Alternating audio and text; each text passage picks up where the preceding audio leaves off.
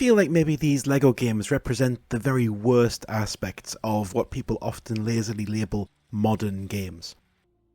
Obviously there are a lot of modern games, but when people use it, it tends to be to disparage the kind of big budget, sprawling, unfocused game as service or open world that comes from the bigger studios and publishers like Ubisoft, Microsoft, etc.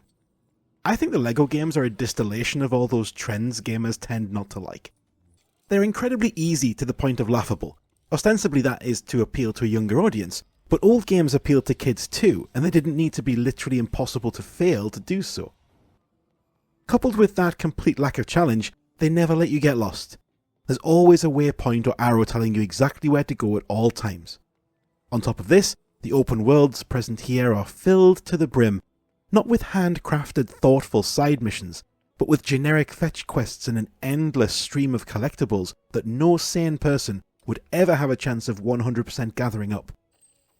LEGO explicitly flaunts this by using the stud system, with studs respawning all the time, so you can literally never collect all the shiny objects in the environment.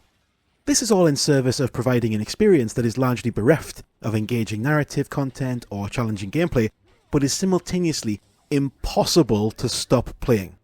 I've put hours into this game this year, and I kind of hate it, but I kept putting it on. I figured I'd absent-mindedly run around a bit while I had a podcast on, and I discovered that this is absolutely necessary, as the voice acting here, it genuinely sounds like a joke. It's like some kind of troll. Anakin told me he was going to Mustafar. We need to find him before Obi-Wan. This is the end for you, my master. Where is Padme? Oh, I'm afraid she's no more. Chewie here tells me you're looking for passes to the Alderaan system. It's as if they went out to deliberately find actors who sounded the least like the character they're playing as it's possible to sound. So yeah, I put on a podcast or some music and just ran around slicing up everything in sight with the lightsaber. This was not a particularly fulfilling experience, but the numbers of studs kept going up, and that felt nice. When you've done enough of that in one of the open hub worlds, you can dive into playing through all 9 Star Wars films, in storyline order if you like, or in release order, up to you. So you can, still absent-mindedly, sort of somnambulate, it means sleepwalking, read a book, through an approximation of a story you've seen dozens of times, and set pieces that vaguely resemble ones you're intimately familiar with from childhood. Remember Darth Maul? That was an awesome 13 minutes.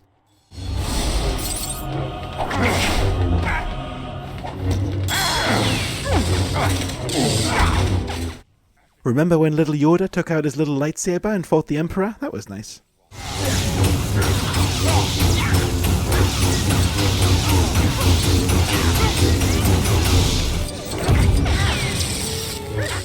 Remember that robot with all the lightsabers? That was cool for a few seconds.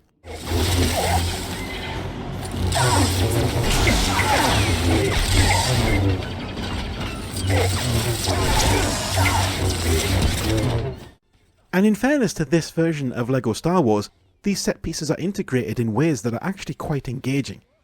If you have fond memories of the original LEGO Star Wars games from the 6th generation of consoles, maybe you should revisit them, because I did recently and I was shocked how janky and frustrating they are.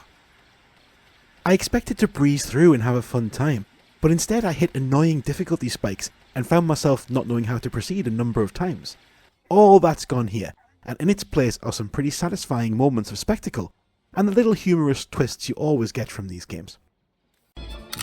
Here! It's over, Anakin! I have the high ground! Yes, it's easier. Yes, it's too big. I mean, look at all these characters to collect. Look at this.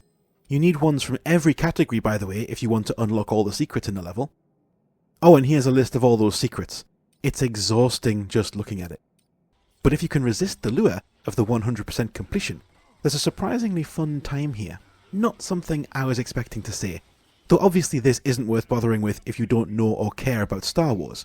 I mean, does that need saying? Do you really need me to tell you that? What's wrong with you?